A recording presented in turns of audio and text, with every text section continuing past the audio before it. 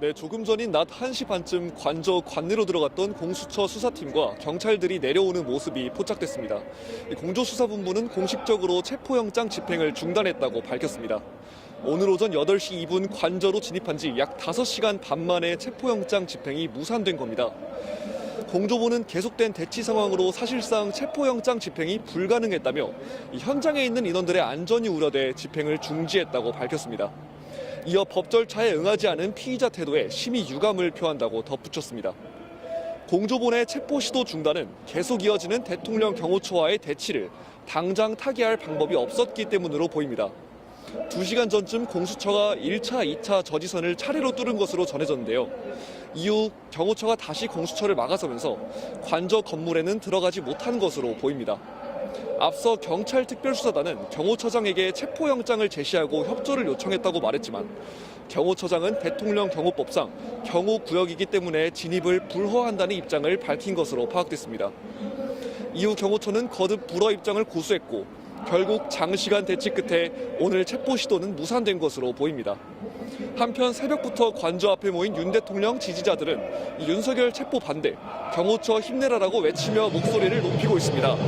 조금 전에는 서울 광화문 극우 집회를 이끌어온 사랑제일교회 전광훈 목사도 관저 앞 집회에 합류했습니다.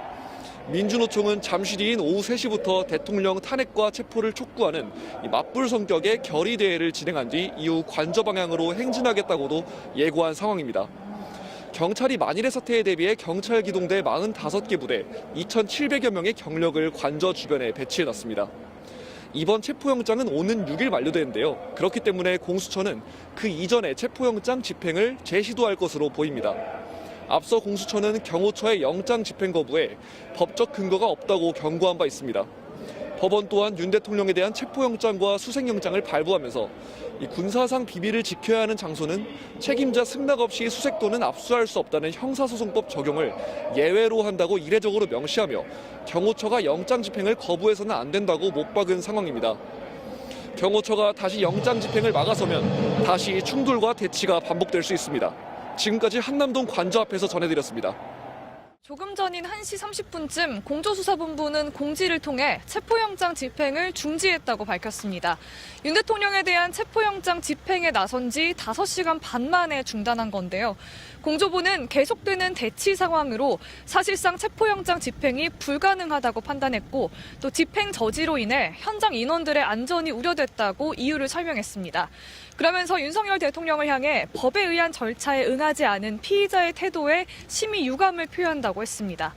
앞서 공수처는 오늘 오전 8시 4분쯤 윤 대통령에 대한 체포영장 집행을 시작했다고 출입기자단에 공지했습니다. 공수처 수사팀 차량은 오늘 오전 6시 14분쯤 이곳 정부 과천청사를 출발해 오전 7시 21분 서울 용산구 한남동에 있는 대통령 관저 앞에 도착했습니다. 공수처 비상계엄 태스크포스 팀장인 이대환 수사삼부 부장검사와 수사팀은 차에서 내려 대기하다가 오전 8시 2분쯤 바리케이드가 열리자 안으로 진입했습니다. 관저로 가는 1, 2차 저지선까지는 통과했는데요. 관저 바로 앞에서 다시 막혔습니다. 수사관들은 박종준 경호처장에게 체포와 수색영장을 제시하고 협조를 요청했지만 박 처장은 경호법을 이유로 수색을 불허한다는 입장을 보인 걸로 알려졌습니다. 12시쯤에는 김홍일, 윤갑근 변호사 등 윤 대통령 측 변호인단도 관저로 들어갔습니다. 이들은 줄곧 공수처의 체포영장 집행이 불법이라고 주장해왔는데요. 공수처도 체포영장 집행의 정당성을 설명하며 5시간 반 넘게 대치하다가 상황이 진전되지 않자 해산을 결정한 걸로 보입니다. 네, 체포영장 시한 1월 6일까지잖아요. 앞으로 그럼 어떻게 되는 겁니까? 공조수사본부는 공지에서 향후 조치는 검토 후에 결정할 예정이라고 밝혔습니다. 아직 다음 일정은 정해지지 않은 건데요. 이 체포영장 집행에 나섰던 인원이 공수처에 돌아온 뒤에 이제 여러 시나리오를 염두에 두고 대응 방향을 검토할 걸로 보입니다. 체포영장 유효 시한은 말씀하셨듯이 1월 6일까지입니다. 사흘이 남은 건데요. 공수처는 체포영장 기한인 6일 전에 다시 한번 체포영장 집행에 나설 걸로 보입니다. 특히 오늘 오후에 20분 뒤에 공수처가 브리핑을 하기로 한 만큼 향후 집행 계획에 대해 어떤 대답을 내놓는지 지켜볼 필요가 있습니다. 공수처의 향후 대응 방향 정해지면 그 내용도 다시 전달하겠습니다. 지금까지 공수처에서 전해드렸습니다. 12.3 내란 수괴 혐의로 윤석열 대통령에 대한 체포영장이 집행되고 있는 가운데 대통령 경호처가 집행 저지를 위해 군 병력을 동원한 것으로 확인됐습니다. 오늘 오전 공수처가 30명의 수사관, 경찰 특수단 120명을 동원해 윤 대통령 체포영장 집행에 나섰지만 군부대 병력이 공수처 수사관들을 막아섰습니다.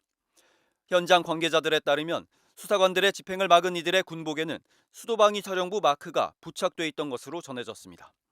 관저 외곽 경비를 맡고 있는 육군 수방사 55경비단 병력으로 추정되는데 정확한 병력 규모는 확인되지 않았습니다.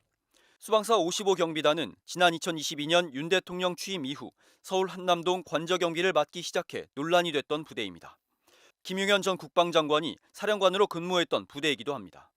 합동참모본부는 대통령 관저에서 공수처와 대치하고 있는 부대는 경호처가 통제하고 있는 경호부대라면서 군 지휘체계와는 무관하다는 입장을 밝혔습니다. 경호처 지휘에 따라 수방사의 일반 사병들까지 체포영장 집행 저지에 동원된 것으로 보입니다. 윤 대통령 측 윤갑근 변호사는 불법적인 영장 집행에 법적 조치를 하겠다고 반발했고, 정진석 대통령 비서실장은 자신은 경호처를 지휘할 권한이 없다며 체포영장 집행 협조 요청을 거절했습니다. 경찰은 체증 작업을 통해 영장 집행을 방해한 군 병력에게 특수공무집행 방해 혐의를 적용하는 방안을 검토하고 있습니다.